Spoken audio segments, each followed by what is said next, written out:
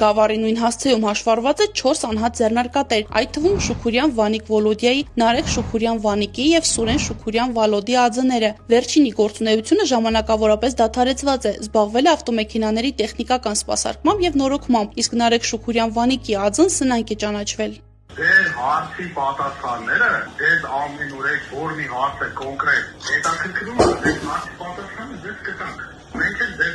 հարցը չկտանք, հասկանանք թե դուք այդքան հետաքրքրված։ Նարեկ Շուքուրյանը Գավառում մեր բոլոր հարցերին խոստացավ ավելի ուշ պատասխանել, սակայն ոչ միայն կապ չհաստատեց մեզ հետ, այլև մեր բոլոր հեռախոսազանգերը թողեց անպատասխան։ Փորձելով պատասխաններ գտնել մեր հարցերին, ուսումնասիրեցինք Նարեկ Շուքուրյանի կենսագրությունը եւ հետաքրքիր փաստեր բացահայտեցինք։ Այսպիսով, Նարեկ Շուքուրյան մարդ այլևս գոյություն չունի։ Նա փոխել է ինչպես անունը, այնպես էլ ազգանունը, 2023-ին դարձել Դավիթ Իսրայելյան։ Մեզ զարմացրեց նաեւ նրա հայրանունը՝ Սուրենի։ Պարզվում է, Վանիկ Շուքուրյանը 62 տարեկան հասակում 2022-ի մայիսին փոխել է անունը ու դարձել Սուրեն։